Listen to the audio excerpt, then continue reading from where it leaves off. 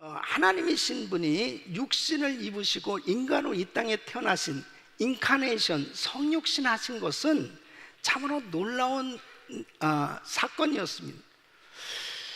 보통 사람들은 남자와 여자의 이 성적인 결합에 의해서 이 아이를 잉태하고 이 아이를 낳게 되는데, 우리 예수님께서는 성령으로 잉태되셔서 이 땅에 태어나신 것입니다.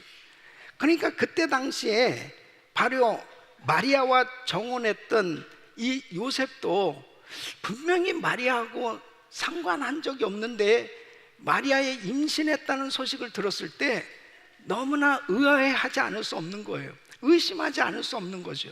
그래서 이 요셉은 사실 신앙이 있었던 사람이었잖아요. 그러니까 그냥 가만히 끊어야 되겠다, 결별해야 되겠다, 이런 생각을 가지고 있을 때에 마태복음 1장 20절로 21절에 보면 하나님께서 꿈에 이 천사를 통해서 계시를 주시는 걸 볼 수 있습니다. 이 일을 생각할 때 주의 사자가 현몽하여 가로되 다윗의 자손 요셉아, 내 아내 마리아 데려오기를 무서워 말라. 저에게 잉태된 자는 성령으로 된 것이라. 아들을 낳으리니 이름을 예수라 하라. 이는 그가 자기 백성을 저의 죄에서 구원할 자이심이라 하니. 그러니까 이 요셉의 그 의심되어졌던 생각이 다 사라진 거죠. 그리고 마리아가 이제 아기 예수를 해산할 때까지 잘 도와줬던 것을 볼 수 있습니다. 저는 오늘 이 성탄 주일을 맞이해서 오늘 이 말씀 가운데 이 동정녀 탄생에 관한 이 말씀을 다시 한번 묵상하면서 오늘 특별히 이 동정녀 탄생의 예언의 배경이 되는 이 사건 속에서 우리가 어떤 교훈을 얻을 수 있을까? 여러분, 특별히 성탄절에 이 성탄의 의미를 바로 이해해야 그 확실한 복음을 깨달을 수가 있어요. 이 성탄의 의미를 분명히 알게 되면 이 영적인 세계가 확 열려집니다. 그리고 이 성탄절에 진정한 기쁨을 가지고 하나님께 영광 돌리는 귀한 신앙생활이 될 수 있기 때문에 오늘 이 말씀을 통해서 다시 한번 주님의 이 동정녀 탄생이 어떤 의미가 있고, 또 바로 오늘 이 배우의 이 예언의 이 말씀을 주실 당시에 있었던 그 사건들을 통해서 우리에게 주시는 이 귀한 교훈을 통해서 은혜를 받으려고 합니다. 여러분 모두가 오늘 말씀을 듣는 가운데 다시 한번 우리를 구원하시기 위해서 이 땅에 오신 우리 주님, 그 주님의 은혜, 그 주님의 사랑을 경험할 수 있기를 예수 이름으로 축원합니다. 첫째는 믿음이 있어야 환난 가운데 흔들려도 쓰러지지 않는다는 것입니다. 여러분, 이때 당시에 이 아하스는 나라가 망할 수도 있다는 이 국가적인 그 위기감을 가지고 있었습니다. 여러분, 전쟁을 벌이게 되면, 전쟁에서 지면 반드시 그 나라에, 승리한 나라에 속국이 되는 거죠. 그래서 칼에 맞아 죽기도 하고 재산을 다 약탈당하기도 하고 노예로 팔려가기도 하고 말할 수 없는 수모와 그런 어려움을 겪게 되는 것입니다. 그러니까 이 아스 왕이 이런 상황 가운데 있을 때 그 마음이 보통 떨리는 게 아니죠. 그런데 이사야 선지자를 통해서 주신 말씀은 두려워 말라는 거예요. 그런데 그 마음 가운데 그렇게 떨리고 두렵고 힘든데 어떻게 두려워하지 않을 수 있겠습니까? 이렇게 말씀하시는 거예요. 이사야서 7장 8절로 9절 보면 대저 아람의 머리는 다메섹이요 다메섹의 머리는 르신이며 에브라임의 머리는 사마리아요 사마리아의 머리는 르말리아의 아들이라도 65년 내에 에브라임이 패하여 다시는 나라를 이루지 못하리라. 만일 너희가 믿지 아니하면 정령이 굳게 서지 못하리라 하셨다 할지라. 이 말씀은 뭐냐면 아람의 머리는 르신이고 에브라임의 머리는 이렇게 아람과 북이스라엘의 배후에는 오직 인간이 있을 뿐이라는 것을 말씀하고 있습니다. 예, 그들은 오직 인간을 의지하고 살고 있지만 유다의 배후에는 하나님이 계시다는 것입니다. 바로 그 하나님께서 함께 하시면 반드시 승리하게 된다는 거예요. 예. 그러니까 이 유다 백성들이 구원받기 위해서 해야 될 일은 오직 한 가지밖에 없는, 하나님의 말씀을 믿는 일이에요. 그 하나님만 의지하고 하나님의 말씀을 믿는다면 유다는 군대 숫자나 외교술로 위기를 극복할 수 있는 게 아니고 바로 그 하나님께서 역사하실 때 어떠한 환경 가운데서도 구원받을 수 있으며 승리할 수 있다는 것입니다. 예? 여러분, 사실 이 아스 왕은 원래 믿음이 없던 왕이었습니다. 역대하 28장에 보면은 20세의 왕이 됐어요. 그래서 16년 동안 치료를 하는데 젊은 날에 얼마나 우상 숭배를 심하게 했던 사람인지 모릅니다. 흰놈의 골짜기에서 자식을 우상 앞에 불 태워서 이 바치는 이런 일도 했던 사람이고, 열왕기하 16장에 보면은 이 아수르 왕을 만나러 이 다메섹에 갔을 때 그곳에 가니까 그 우상을 섬기는 이 우상의 단이 있어요. 그걸 보고 예루살렘에 돌아와 가지고 그거와 똑같이 만든 거예요. 성전에 그 단을 만든 거예요. 그러니까 얼마나 우상을 심하게 섬겼던 사람입니다. 근데 이 사람이 이제 하나님의 징계를 받은 거예요.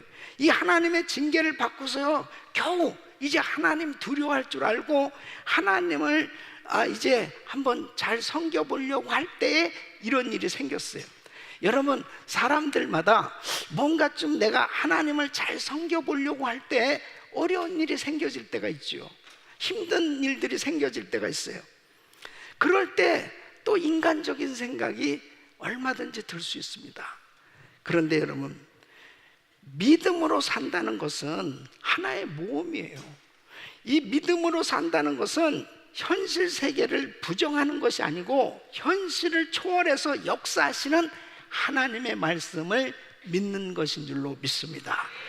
그래서 이사야서 7장 2절에 보면 혹이 다윗 집에 고하여 가로되 아람이 에브라임과 동맹하였다 하였으므로 왕의 마음과 그 백성의 마음이 산림이 바람에 흔들림같이 흔들렸더라.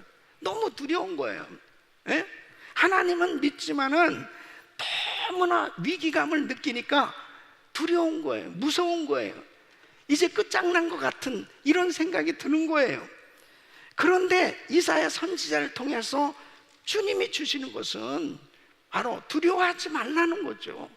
믿음으로 흔들리지 말고 믿음으로 굳게 서라는 거예요. 예?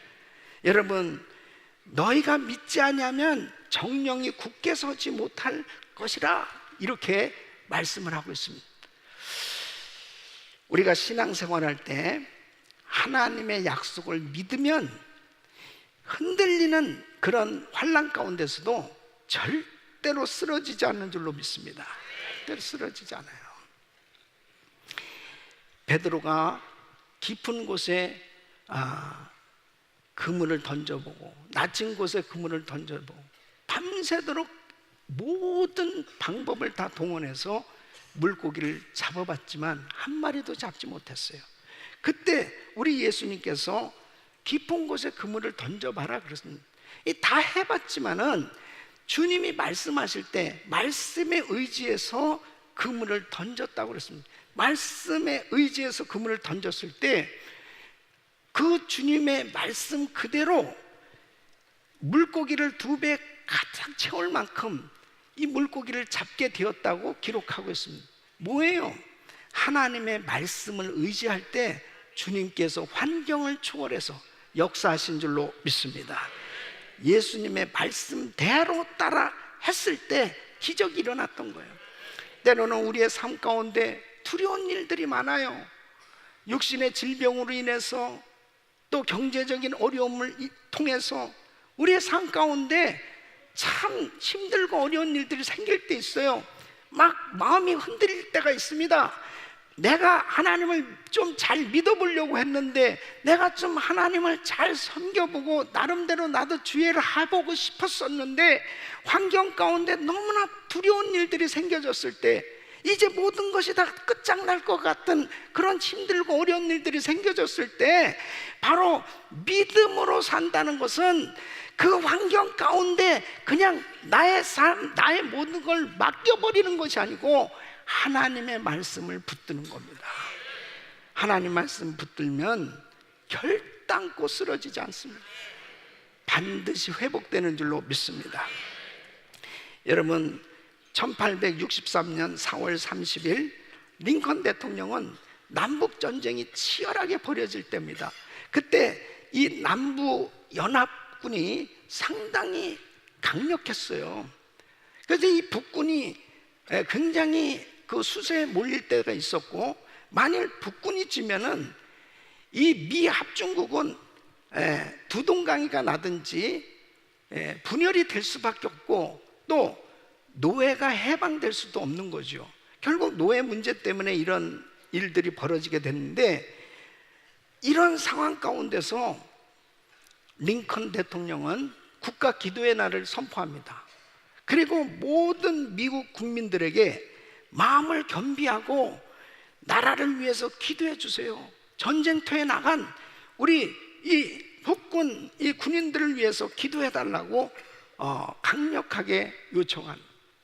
그리고 자신도 백악관을 기도실로 만들고 간절히 기도했을 때 하나님께서 그의 기도와 나라에 그래도 경건하게 믿음을 가지고 신앙생활했던 하나님의 백성들이 합심해서 기도했을 때 하나님께서 승리하게 해주신 줄로 믿습니다. 무려 남북전쟁 기간 동안 3번씩이나 국가 기도의 날을 선포했습니다. 저는 한국과 한국교회의 미래를 바라보면서, 또 우리가 살고 있는 이 미국의 지금 현실 가운데 정말 의지할 것은 결단코 군사력이나 경제력이 아니고 어떤 강대국의 동맹에 의해서 어떤 문제들이 해결되는 것이 아니고 전적으로 우리의 배후에 역사하시는 하나님을 의지할 때 승리하게 되는 줄로 믿습니다. 바로 너희가 믿지 아니하면 정령이 굳게 서지 못하리라, 주님이 이렇게 말씀하신 거예요. 여러분, 아무리 죽을 것 같고 힘들고 모든 것이 망할 것 같아도 내 마음이 흔들리지 아니할 수 있는 것은 주님을 붙들 때 가능한 거예요. 주님을 붙들면 넘어지지 않는 거예요. 여러분, 우리 예수님께서 동정녀 마리아의 몸을 빌어서 이 땅에 태어났다고 하는 동정녀 탄생은 예수가 분명한 하나님이시오, 예수가 구원자이시라고 하는 이 분명한 사실을 확증시켜 주신 것입니다. 그러므로 이 말씀은 진리의 말씀인 줄로 믿습니다. 그러므로 우리가 어떤 환경 가운데서도 이 약속의 말씀 붙들면 쓰러지지 않는 거예요. 다시 회복될 수 있는 거예요. 하나님의 기적을 경험할 수 있는 겁니다. 이번 성탄절을 맞이해서 우리는 다시 한번 동정녀 탄생이, 우리 예수님의 메시아의 그리스도의 동정녀 탄생이 바로 나에게 확실한 하나님이 누구시냐, 예수가 하나님이시오 메시아여 구원자시라는 이 분명한 확실을 우리에게 깨닫게 해주시는, 이것이 바로 우리 신앙생활의 가장 기초인 것을 분명히 아시고 확실한 믿음으로 승리하시기를 축원합니다. 두 번째는 우리의 연약한 믿음을 돕기 위해서 때로는 주님께서 징조를 주신다. 우리의 연약한 믿음을 돕기 위해 주님은 징조를 주신다는 것입니다.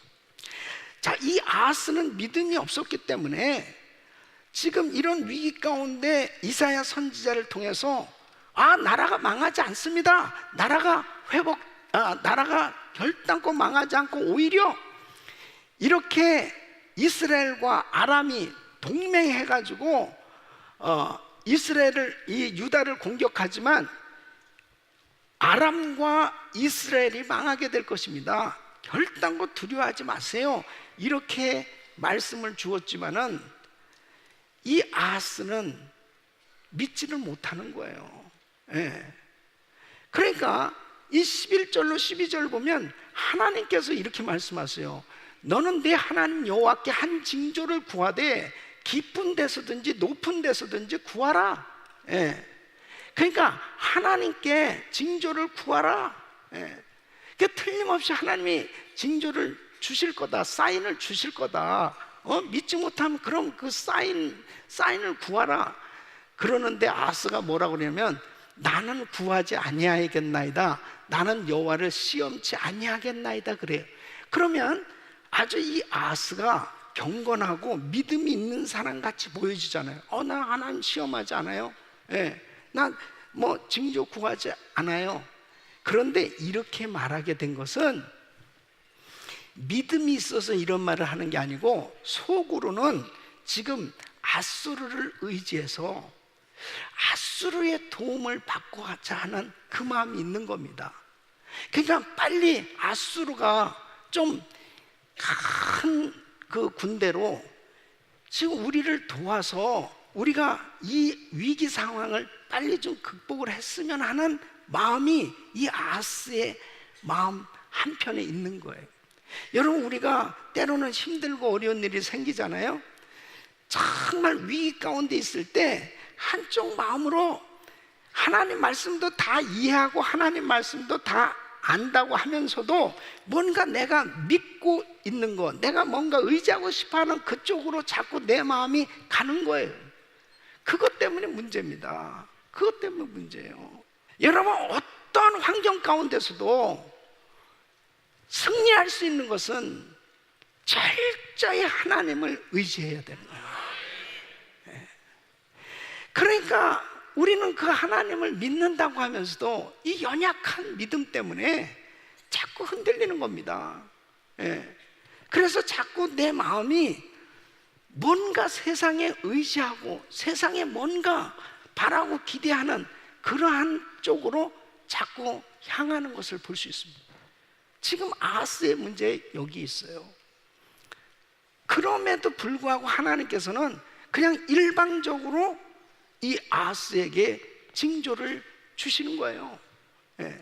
그래서 14절에 이렇게 말씀하고 있습니다. 그러므로 주께서 친히 징조로 너희에게 주실 것이라. 보라, 처녀가 잉태하여 아들을 낳을 것이요 그 이름을 임마누엘이라 하리라.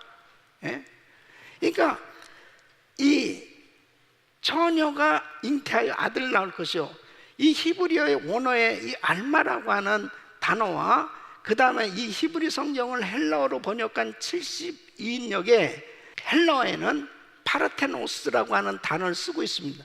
이 두 단어는 결혼하지 않은 순결한 처녀라는 뜻이에요.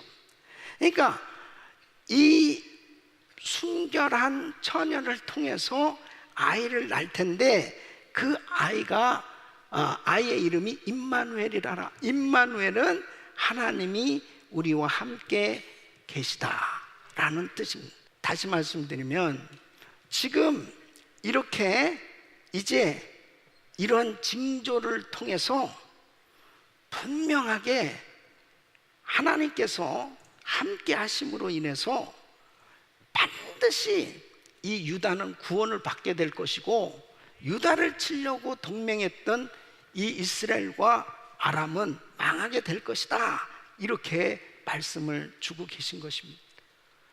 우리 사랑하는 성도 여러분, 때로는 참 우리는 믿음이 있다고 하면서도 참 마음이 불안하고 힘들고 어려우면은 참 뭔가 그래도 하나님 좀 사인을 보여주세요, 그러고 싶을 때가 있잖아요.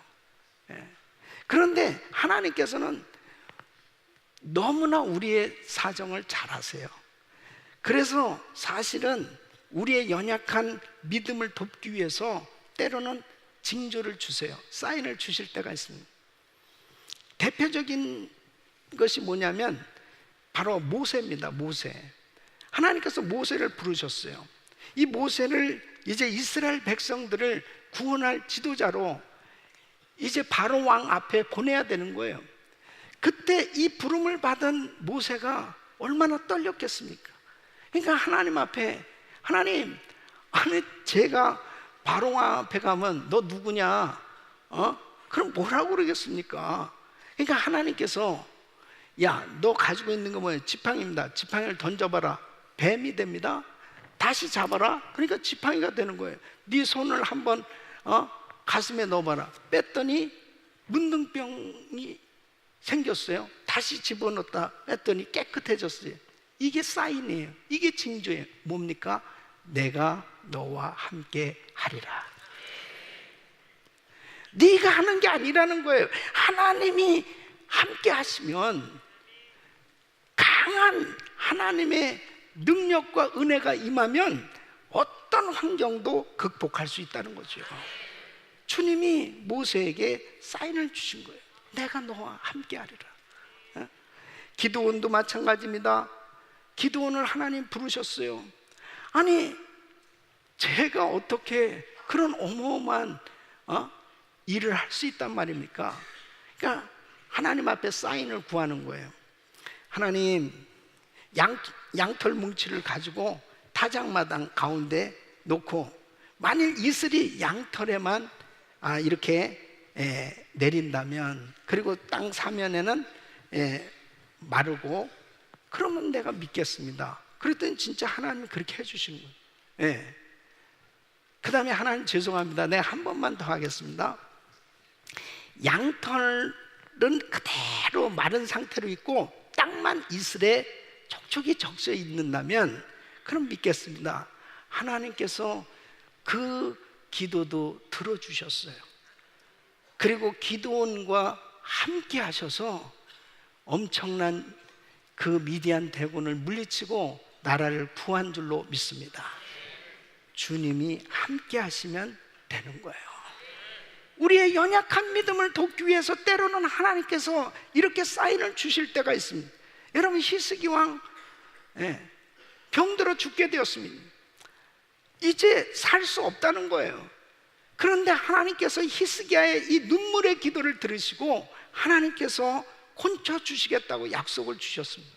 그때 열왕기하 20장 8절로 9절 보면 히스기야가 이사야에게 이르되 여호와께서 나를 낫게 하시고 3일 만에 여호와전에 올라가게 하실 무슨 징조가 있나이까? 아니 어떻게 죽을 병에 걸렸는데 이렇게 다 회복돼서 3일 만에 다시 하나님의 전에 올라갈 수 있단 말이에요. 그러니까 이사야가 가로되 여호와의 하신 말씀을 응하게 하실 일에 대하여 여호와께로서 왕에게 한 징조가 이 말이다. 해 그림자가 10도를 나아갈 것이니까 혹 10도를 물러갈 것이니까. 그러니까 해시계에 이 10도 앞으로 가게 하느냐 뒤로 가게 하느냐 정하라는 거예요. 그럼 10도 뒤로 물러가게 하는. 그래가지고 지구가 거꾸로 돌아가는 거예요. 히스기야 왕 때문에 지구가 거꾸로 돌아갔다니까요. 여러분, 하나님이 히스기야 한 사람을 위해서도 지구를 거꾸로 돌리시는 하나님이신 걸 믿으셔야 돼요. 그러면 히스기야 왕에게만 그렇게 역사하십니까? 저와 여러분들 통해서도 오늘까지 그렇게 일하고 계신 줄로 믿습니다. 이것이 하나님의 역사예요. 우리는 너무 믿음이 없으니까 정말 죽을 것 같고 힘들고 다 끝장날 것 같은 그런 위기 가운데 항상 마음이 떨리는 거예요. 흔들리는 거예요. 이런 가운데서 하나님께서는 항상 우리에게 믿음을 주신단 말이에요. 그 주님의 사인을 받으시길 예수 이름으로 축원합니다. 세 번째는 하나님이 함께 하심을 의지해야 한다는 것입니다. 여러분 14절 말씀 다시 한번 우리 읽어볼까요? 그러므로 주께서 친히 징조로 너에게 주실 것이라. 보라, 처녀가 잉태하여 아들을 낳을 것이요 그 이름을 임마누엘이라 하리라. 아멘. 자, 이 마태복음에서는 이 마태는 지금 이 이사야서 이 7장 14절을 인용해서 이 구절이 예수님의 탄생으로 성취되었다고 말씀하고 있습니다. 그래서 마태복음 1장 22절로 23절을 보면 이 모든 일에 된 것은 주께서 선지자로 하신 말씀을 이루려 하심이니 가라사대 보라 처녀가 잉태하여 아들을 낳을 것이요 그 이름은 임마누엘이라 하리라 하셨으니 이를 번역한즉 하나님이 우리와 함께 계시다 함이라. 남자와 관계도 하지 않은 처녀 이 마리아가 아이를 낳았는데 바로 그 아이가 예수님이다. 마리아는 요셉과 정혼했지만 남자를 알지 못하는 처녀였는데 이 처녀에게 아이를 갖게 될 것을 분명하게 하나님께서 이렇게 누가를 통해서 또 예수님의 처녀 탄생에 대해서 아주 구체적으로 기록하고 있는 것을 볼 수 있습니다. 누가복음 1장 31절 보면 보라 내가 수태하여 아들을 낳으니 그 이름을 예수라 하라 그랬더니 마리아가 깜짝 놀라서 아니 어찌 제가 사내를 알지 못하는데 이런 일이 내게 있으리까? 그러니까 바로 35절에 보면 성령이 내게 임하시고 지극히 높으신 이의 능력이 너를 덮으시리니 이러므로 나실 바 거룩한 자는 하나님의 아들이라 일컬으리라. 이 말씀을 들었을 때 마리아가 어떠한 반응을 보입니까? 38절에 보면 마리아가 그러되 주의 계집종이오니 말씀대로 내게 이루어지이다 하매 천사가 떠나간 말씀대로 내게 이루어지이다 아멘 하고 이 말씀을 받은 거예요. 여러분 아무리 하나님께서 우리에게 약속을 주셨어도 내가 아멘 하고 받아들이지 않으면 내게 이루어질 수 없어요. 마리아는 하나님께서 마리아의 몸을 사용해서 이 땅에 메시아 그리스도를 보내신다고 말씀하셨을 때 자기는 비천한 계집종이요 평범한 그런 여자였지만 주님의 그 어마어마한 구속사역을 위해서 자기를 선택하셔서 자기를 통해서 그리스도가 이 땅에 오신다고 하면 아멘 말씀대로 내게 이루어지이다 그대로 이루어진 줄로 믿습니다. 예수님의 동정녀 탄생은 인간의 이성으로는 이해하기 어려운 말씀이지만 실제로 일어났고 그리고 분명히 동정녀 탄생의 이 확실한 의미는 예수님이 메시아 그리스도이심을 다시 한번 확증시켜 주시면서 임마누엘이라고 하는 이 이름이 문자 그대로 성취된 줄로 믿습니다. 그래서 예수님이 하나님이신 분이 인간으로 이 땅에 오셔서 우리와 함께 하시겠다 함께 하시는 이 임마누엘의 은혜가 임한 줄로 믿습니다. 우리 예수님은 이 땅에 오셔서 십자가를 지시고 구원의 길을 열어놓으셨어요. 그리고 부활하시고 승천하셨습니다. 성령으로 이 자리에 오신 줄로 믿습니다.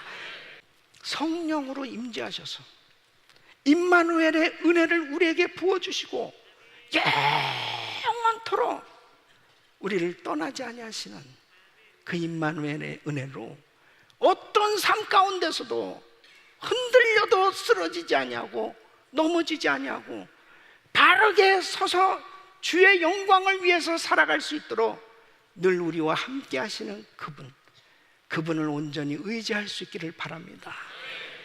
이 성탄절에 여러분 가운데 혹시 지금 너무나 이 아하스 왕처럼 이제 다 망할 것 같고 죽을 것 같고 끝장날 것 같은 그런 삶의 위기 가운데서 안절부절하고 내가 무엇을 의지해야 될까 무엇을 찾아야 될까 방황하는 사람들이 있다면 여러분 우리의 배후에 위대하신 하나님 그분은 우리와 영원토록 함께 하시는 그분 우리 주님을 의지하면 승리하게 되는 줄로 믿습니다. 그분을 찾는 사람은 다 회복될 수 있어요. 그리고 그 하나님 앞에 영광 돌리는 삶이 될 줄로 믿습니다. 이런 은혜가 여러분 모두에게 임하기를 예수 이름으로 축원합니다.